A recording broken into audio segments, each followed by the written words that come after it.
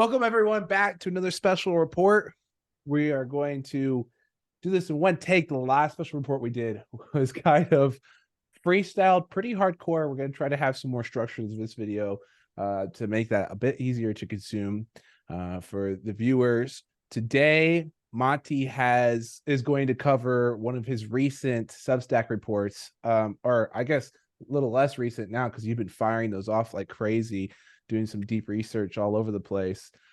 Which, by the way, you can find the link to his Substack in the description down below. We also share all those posts in the Discord as well, and you can talk to him in there if you want to ask questions about any of those reports. But Monty, why don't you break down ARM for us, the exciting IPO that blew up immediately on launch. The hype brought it all the way from $56 to $70. However, the stock seems to have settled just below its IPO price right now. What's your take for this company? Absolutely, Josh. And, like you said, make sure you check out the Peach Pit on Substack. I launched the website not long ago as well. And of course, I have open communication through phone and email. I will be getting my phone number up there to, have direct calls so we can talk about individual investment ideas and things on that basis. But ARM, they are a very interesting company. They just came out of the blue, so to speak, but not really, and just absolutely obliterated the market on the first day. I think I remember seeing a CNBC headline come out the day of. They're up 25% upon IPO. And, since then, just has bounced around, cratered a little bit. And, based on my analysis, it looks like it's only going to get worse. So, a little bit of background about ARM. They are a CPU developer type company, very asset light.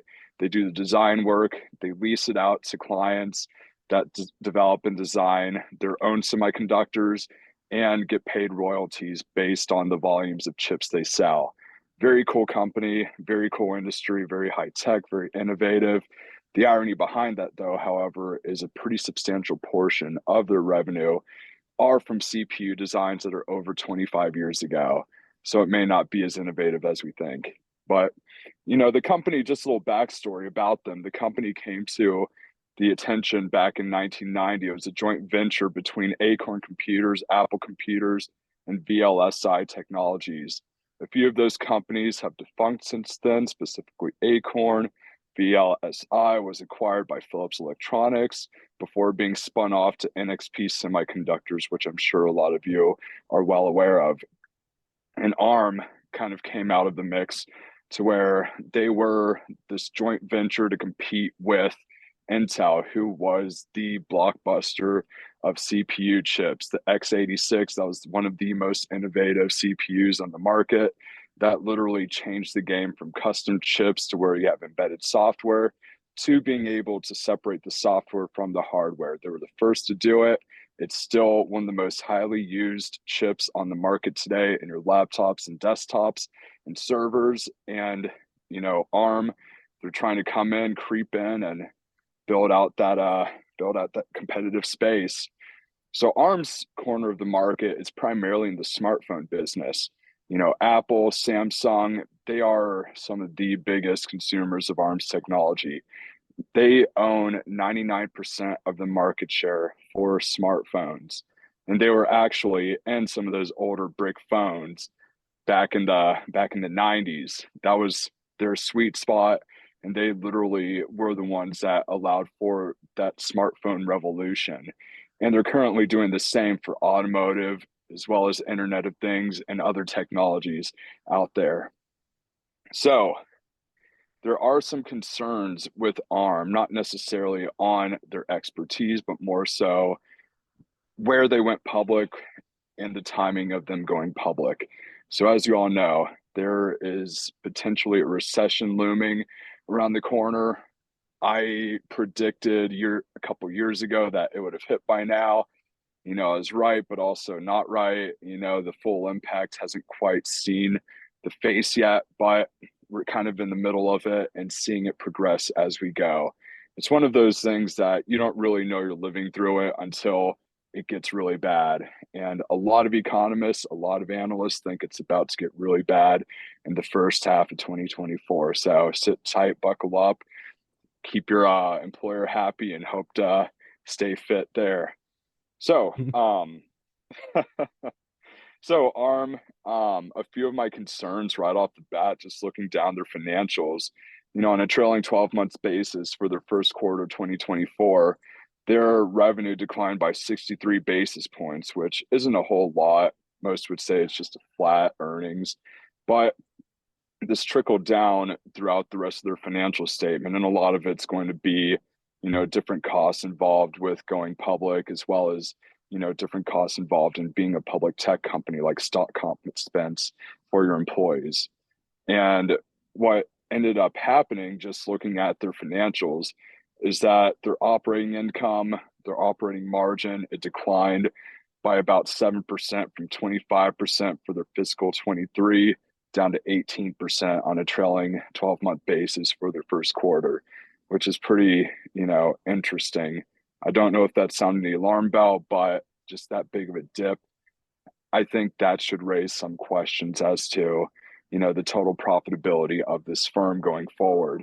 Their net income, declined by 5%, or their margin declined by 5% from 20 to 15%. Same thing. You're going to be trickling down from, the additional operating expenses to, a few additional non-operating expenses that they're now faced with. So, overall, if this trend persists, it can be really challenging for them. And looking at the macro economy, consumer electronics, that took a pretty good dip in the last 2 months reporting by the BEA, Bureau of Economic Analysis. I believe, what was it, August, it dropped by 2.2% off of, if I can remember correctly, 4% in July. So, stay tuned for that next update to see where consumers are spending their money and whether or not it's going to be on semiconductor related technology. Another good aspect to them is that, the automotive space is a pretty good area for them, especially as more semiconductors are being placed onto automobiles. So if you look at a traditional ICE vehicle, internal combustion engine vehicle, those have somewhere around 1,000 semiconductors on it, mostly analog, not very high functioning, not very, sophisticated. These new EVs that are rolling out, your Teslas, your Rivians, all these guys, they have somewhere between 2 and 3,000 plus semiconductors on board to keep that thing functioning. So, just the exponential change from a traditional vehicle to the latest, greatest models, that should be a super robust benefit for a company like ARM Holdings for the future to come.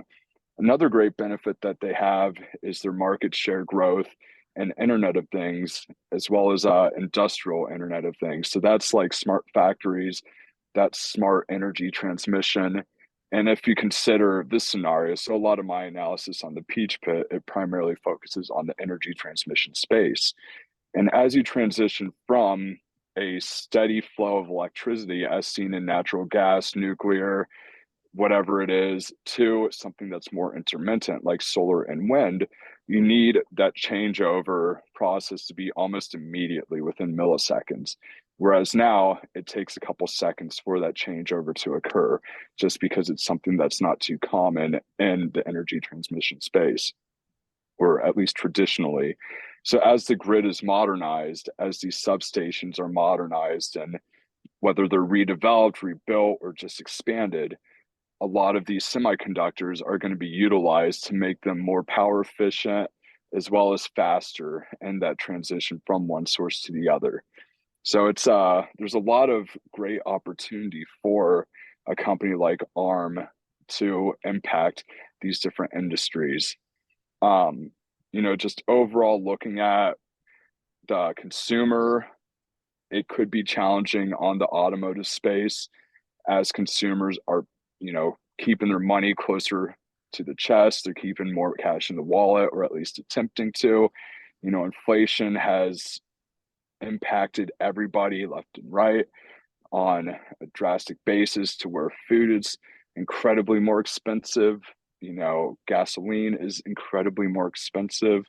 Just the daily, every daily cost has just been getting more and more expensive. You know, rents are up, housing prices are up, mortgage rates are up. So we're just spending more and more of our discretionary income on things we need that aren't like the fun gadgets and, you know, stuff like that. So there could be a pretty severe impact to ARM technologies or ARM holdings on that basis, to where we're not going to be spending as much money on consumer electronics, on automotive, on new vehicles, as we are on just survival, you know, making sure we can feed ourselves.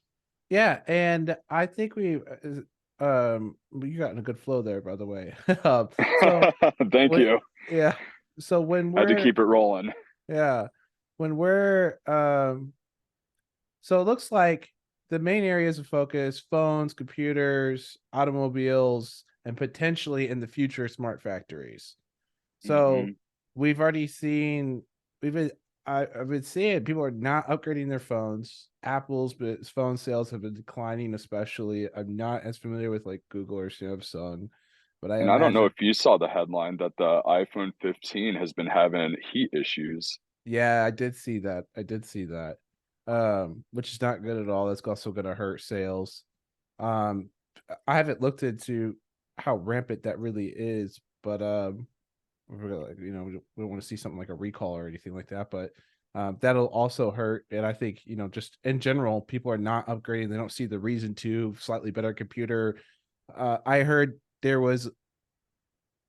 Uh, I don't want to derail too much, but I've also heard that there is the capability on the new iPhone to have multiple lines and numbers tied to the single phone, so you can use different signal providers. Whereas usually, a lot of these, this only applies to like the 1% of the 1%, but a lot of these guys have 5 6 phones, different carriers. They never want to not have signal, and they have different phone numbers they use for different purposes.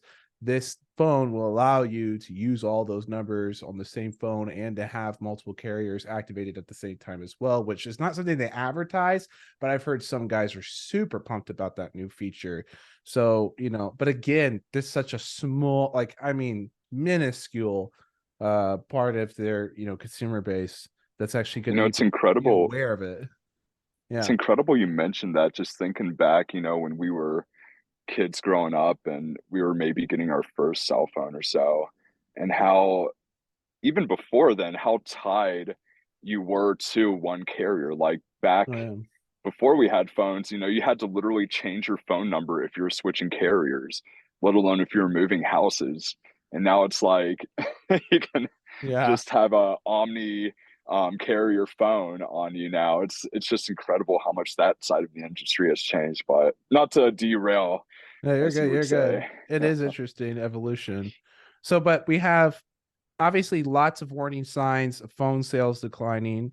We've also heard from Nvidia and AMD and TSM that um, the AI side of the businesses, the semiconductor sales, there are expected to do well, but on the gaming side, and more retail use and the gaming side is expected to decline over the next few quarters. And I think that's actually been already seen in prices coming down. Resale prices have come down a lot.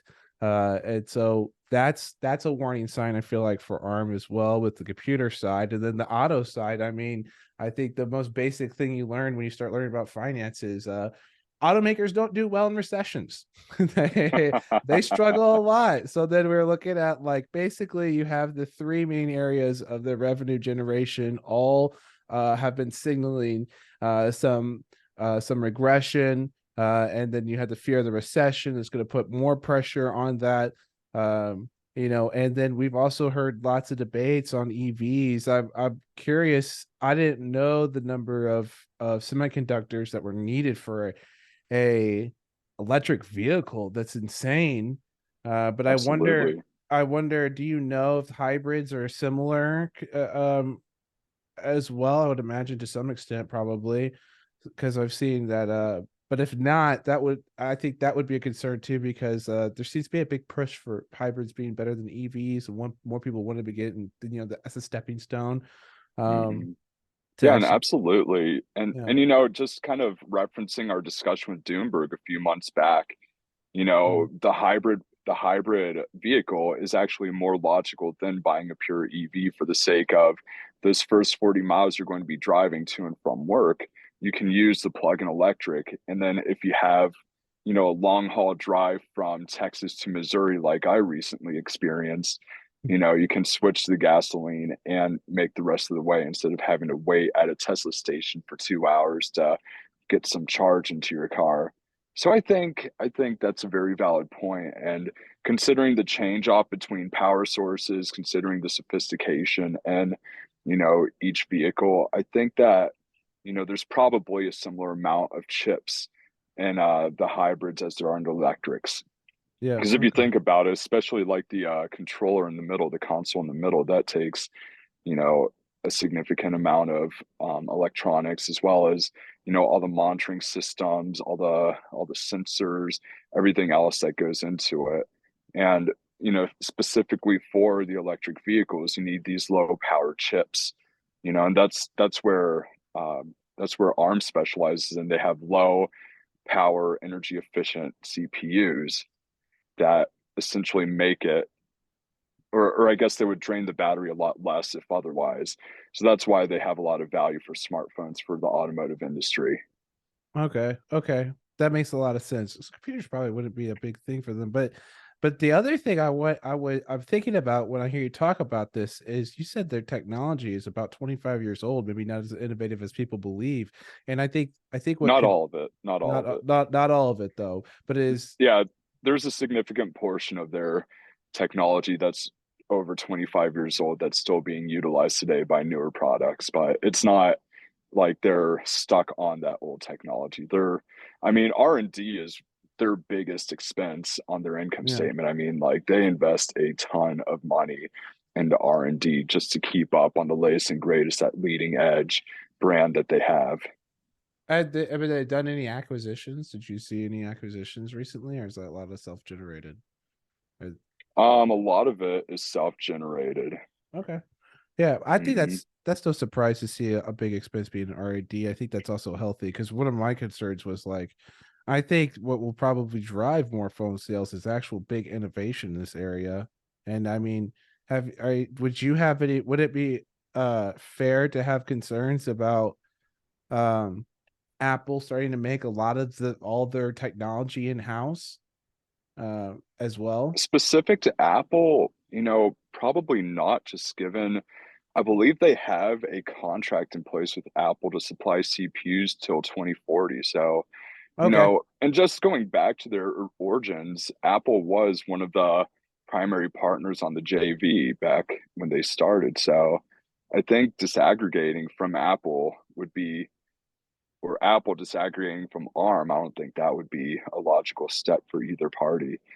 But what I will say is that these hyperscalers, looking at Amazon, Microsoft, Google, who else do we got there? Meta, all these big hyperscalers, for their data centers, for all the server technology inside, all the networking equipment inside, everything that goes into a data center. This isn't necessarily their specific area of expertise. A lot of like Amazon's chips, though they develop some aspect to them, a lot of their chips are also developed in house. So, there's going to be it's going to be challenging for them to take up more market share in the hyperscaler space. Hmm. That's gonna be rough for them. Okay. So So, mhm, so it's going to be hard to really generate growth and expand their footprint in the marketplace. They're kind of locked in with who they have right now, and if exactly. yeah, and they don't have small competitors to or people that they can buy out when they start they're up and coming. Hmm. Not Yeah. Mhm. do I was you going to think? say, if you think about it, they have over 40% of the market share for CPUs. So, I mean, like they're an elephant at this point. It's not going to be a high flyer. it's going to be a slow churn maintain. And, as Mhm. I discerned in my article, it's not going to be a growth by market share per se, but more so a growth by end product sales. So they're like for smartphones, for example, they can't get a new client in smartphones and expand their revenue. It's more they're now dependent on the smartphone developers and their ability to sell more phones. Hmm. So why do you think they chose to IPO now to help That's generate? a that's a good question. Or sorry, go on. Is this looking at the turbulence up ahead and wanting to generate some cash to help with that? There's a lot of money to be made when you set up the IPO. A lot of people buying in. Are they kind of preparing to weather a storm? Is that preferable to do that for a private company, or is it preferable to do that as a public company? That is a good question. And you have to kind of look back a little bit at their history as a private public company. So they had been public before, back in the early 2000s. I did They not know weren't that. acquired by SoftBank until 2016 and brought public. And only until 2020 is when they initially started to, you know, court buyers. NVIDIA was one of the big buyers or potential buyers for ARM Holdings before that deal was blocked by antitrust laws. But inevitably they became public. Um, SoftBank sold something like 10% of their shares to the open market, which made them a public company or publicly traded company again. So SoftBank still retains control over ARM Holdings. They still own 90% of their shares. And what's interesting, and I want to point this out, I forgot to mention it in my synopsis earlier, but ARM China, which is the Chinese version of ARM China is a separate entity, completely separate, a subsidiary of SoftBank. So through SoftBank through a subsidiary owns um, a portion of ARM China to be able to more or less control it and make sure they do right. And ARM China itself, they lease the software or they lease the chip designs from ARM Holdings and sell it to uh, Chinese firms. So it's really interesting. So I guess they sublicense it to Chinese firms, and then they're trusted to pay ARM Holdings a portion of those sales. And one thing I want to point out is that um, in their prospectus, ARM Holdings had mentioned that there had been challenges in the past of attaining timely information or compensation for these licensees, which I thought was really strange. That is Because, I really mean, strange. yeah, Yeah. it's like these are already challenges. And if you look at the geopolitical tension between the United States and China, China has their big bill to become self sufficient for semiconductors. What was it? By 2025 or so, they want 70% of semiconductor technology to be built in China. So, there could be further stress on that relationship between ARM and ARM China. And I didn't mention this. This is too far of a conspiracy theory, but there could be the potential to where, the Chinese Communist Party takes over or takes control of ARM China and essentially takes that technology and, makes it themselves or, cuts out ARM Holdings from the entire deal completely. That's a You conspiracy theory. There's no yeah. proof or anything that would show signs of that. That's just me, thinking of every risk that could actually or potentially come up if something were to happen. Yeah, I don't think it's the most wild one. The Communist Party has shown to take a lot of control over companies. So how much do you know how much of their revenue share is generated from those leases?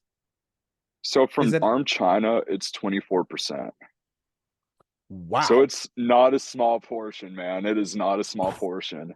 So if What? 25% is cut out, I mean, you're Excuse my French, but they are royally fucked. That's huge. 24%. Oh yeah. ARM China accounts for 25% of ARM Holdings revenue. That is crazy. Okay. Wow. So they're making bank off of that. Hmm. Okay, And and I keep in didn't. mind, these aren't the latest and greatest chip designs either. Yeah. Like these are what's approved by the US government for ARM Holdings to sell to ARM China to sell to Chinese firms. Like, So I mean, this is mhm. even if there's innovations in China, given that they are older designs, that's a huge disruptor. There's a lot of revenue to be lost there. And Oh yeah. I mean, there's a lot of engineers in China. I find it, yeah. What's Wow. wild though is they say China's still, what was it, like 5 to 7 years behind in chip design compared to the United States, which Yeah. I find it hard to believe, but considering the chips that are manufactured in China, it's understandable, but I just find it hard to believe that's how far back in chip design they are. I think there's an iron curtain that's kind of fuzzying up that detail, but again, that's speculation, that's conspiracy theory. It's just hard to believe that a power as great as China with as many smart people China has, that's a hard fact to believe. Yeah. The sheer size of their workforce. Hmm. They Yeah. can probably figure out 5 nanometer. I mean, Yeah. Intel's having a hard time, but I'm sure someone in China could figure that out. I will say the best and the brightest do get sent here for schooling most of the time, though, and then Yeah, half of them never leave. they get picked Unsurprisingly, up by firms out here and stick to it. USA, USA. Okay, USA. so uh, yeah, so I mean, this is not a very rosy picture at all. I've been taking notes while you're talking, and I'm looking at this, and I wouldn't want to touch this. I think we we on our most recent podcast, we kind of briefly discussed the company with McCund, and he was who has experience with the big technology companies, and was said that this company to him seemed very overvalued. But with this full analysis, I definitely think that's showing a lot more light to this. So, how would you how did you put together what you would consider a fair value for this company? That it doesn't seem to be a very growth centered company. It doesn't seem like we're going to see any revenue growth. Seems like I have some struggles. I think we have, just from your analysis here and kind of going over these notes. I mean, it looks like we have significant risks here, actually. Unless, I mean, we're going to need to see lots of innovation, and we're not going to see market share growth. I mean, yeah, I would just, oof, not the prettiest picture. No. Yeah. Yeah, that's the challenge with them, I'll tell you. Just, again, elephants don't fly, and they were treated, I think at IPO, they were treated by just, it's the first successful IPO all year basically, and you know, there's just that high demand, high concentration of people that were interested in this firm. I think that's what drove a lot of the price action the first couple days of trading. But just looking at their valuation, just given the sheer size and breadth that they have, there's not really a direct competitor. So I just put together, a list of semiconductor design companies that, it sounded good enough to me, and figured they're trading at 21 times sales. Qualcomm, which is a big seller to Apple, they're trading at 3.22 times sales. Nvidia, they're kind of the outlier. They're trading at 33 times sales, whereas AMD, 7.5. How do you value this company?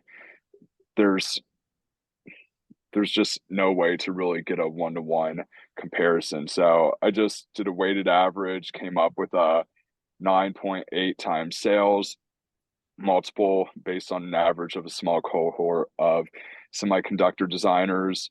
And using that multiple, their valuation is I put a price target of 25 and a half on them. So that's a 53% downside risk on the stock at what's the day or what was Friday's closing price? I've a $54 price, but my Excel spreadsheet's probably not up to date. Oh, yeah, no, that's actually accurate. And actually, this has been a resistance that's been developing for the stock. So, and the after hours were at 53.95. Okay, so my spreadsheet's updated. Um, thank you, Microsoft.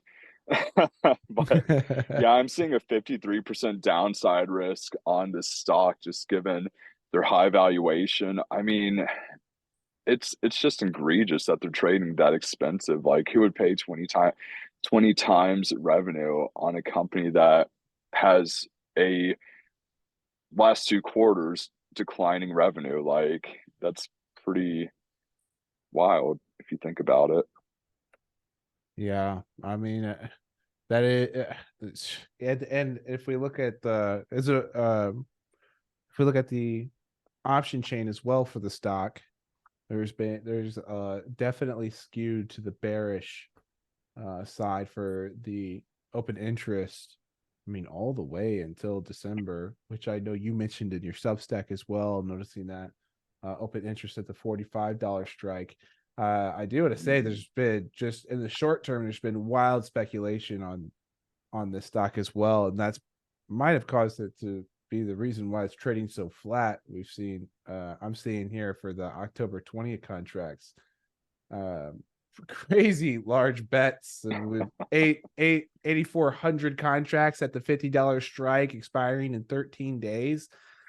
That Uh, is, that for the puts, yeah, that's pretty that's extremely aggressive. And even some buyers deep in the money at $55 strike with 3,300 contracts, matching on the call side with 3,400 contracts, 800 bought on Friday coming into the close. So, I mean, yeah, this stock is starting to pick up interest, and there's a good amount of volume here if you're a short term trader. It's just we're not actually seeing much movement in the stock. Looks like the market's trying to process a lot of that. And I'm definitely interested to see how much selling we see when we get out of this lockout period as well. absolutely. And let's see, I'll have to look it up, but can you reference real quick when the earnings call is? Because I'm expecting that's going to be the impactful time frame for when this short is going to materialize. I think it's going to be a big wait and see type of stock until then, as we've seen the market take some pretty good churn over the last week or so, you know, ARM seems to have been holding up pretty well. On down days, they're up or flat. And, it's been kind of just floating in that couple dollar frame there. So I think the earnings call, I think that's going to be the real impactful moment for, us short sellers. And just to be totally transparent as of this recording, I do not have any positions on ARM, but I'm actively pricing a good entry point for some put positions. Potentially, I might be buying those December 15:45 strike puts. I might be a little bit more conservative and push it out to January or April. We're gonna I think we should kind of feel it out and see what the best time frame would be for that impact moment for that big catalyst. Yeah, and full disclosure for me is I actually had a short here that got burned out this past week. I didn't it was a small position, just kind of feeling it out. I had bought the contracts for the end of October. And then when AMD hit its big breakout, I just cut those no motion. Because it was a small speculative play anyways. But I am as a trader who did not do any level of this analysis, who just felt like there was a bearish sentiment here after reading some of your report. As well, I was like, well, I'll take a bearish stance on this, speculate on it. But I am concerned in the short term. And by the way, there's no earnings date has been announced yet. So the company has not put out any dates for when those reports will come out. I think that'll be a huge thing to keep on the radar, though. I'm making a note of that. because I think I think you're probably right. I think once we get more of that information um, from those earning calls, and we probably hear some downward guidance, a lot more of the investors who do not have the edge and do not actually do the research will probably capitulate out of it, because I highly doubt everyone who was FOMOing to this stock on the IPO all the way up to $70 had done their deep dive the way you had. And so I think that's huge. In the short term, though, I am concerned about the fact that I'm seeing signs that AMD and Nvidia are rallying. I feel like this stock is kind of being treated in like the same family group. So I'm being cautious about it trying to rally with those stocks just on speculation alone. So I cut that play. Uh, but I am looking to re-enter into that, especially after this call. I think it'll be a really good short trade. So coming down, you said 53% downside for the stock. So you what have this at a buy at $25? I, that's where I'm pitching it at, correct? Okay. So I'm expecting a long slide down, and again, this could take a little bit longer than anyone would anticipate. I think the catalytic time is going to be on that earnings call, that first earnings call, to see how they perform as a public company. You know, are they able to keep up the revenue? Is it going to continue sliding as we saw in the last quarter? You know, what's going to happen on the geopolitical spectrum? You know, is China going to invade or blockade Taiwan or the South China Sea? You know, there's just so many variables that are in line, that are in play, that can affect this company, not just on a macro, just on the firm. It's or geopolitical. You know, it's all these factors that come into this one company. So, in my view, there's just a ton of risks. And for a company of this magnitude that already owns the dominant position and market share, you know, the only direction they have is to maintain or lose. Like, there Yeah. are the few segments that they could grow, you know, networking equipment. I don't expect that to grow, just given the integration already occurring in networking equipment. Breaking into that and breaking that chain ain't going to happen anytime soon. You know, same with the infrastructure in the data center, you know, same with the hyperscalers. They're not going to change for the sake of name brand. They're going to maintain their integration on their IT technology. So, you know, the various areas that they can improve on are, you know, that industrial Internet of Things, which, you know, I'd written a little bit about. I know we're going back into the macro aspect to this, but I'd written about a couple companies, Argan as well as Quanta Services. And my big take was, we have a couple government bills out there, the IRA, the CHIPS Act, as well as the infrastructure bill that came out in the last few years. And I read an interesting article. I think it's been changed since then. It was a couple months back that no money has been distributed out of the IRA quite yet, nor the CHIPS Act. So each of those have not distributed a single cent, at least since the writing of that article. And this is about a month or two dated now. So, you know, just looking at the speed these are going at, you know, how impactful it can be for ARM technologies in that modernization, it might not quite be there, or at least in the near term. Um, so yeah, I'm pretty bearish on this company, just given the consumer side, just given the industrial side, you know, the automotive side. Like you mentioned, if we do fall into recession and people aren't buying cars, and, you know, might flip over, they're getting their cars repoed, and now you have a bigger market for used vehicles. You know, that might be a pretty impactful challenge for ARM holdings going forward, at least in the near term. So, you know, just stay alert, stay abreast, read my Substack, get a better idea of how I'm viewing things, get a better understanding of the company, their background, what they do, how they work, how they generate cash flow, you know, why I think that they're going to have a pretty bad hit on their growth trajectory, and understand what you're buying before you just go out and blindly buy it. And be sure to do your due diligence. It isn't investment advice on my Substack. It is merely for educational purposes. I'm showing you what I'm working with, my thought process, and how I look at it, as well as my trade rationale for future trades or current trades. So this is all my perspective. It is not at all advice. Yep, we are not financial advisors. All right. Well, I think that was a great special report, Monty. Thanks for your insight, and everyone, check out that link down in the description. It's the Peach Pit, and we'll talk to you all in the Discord if you have more questions. You guys take care. Have See a you good next one. time.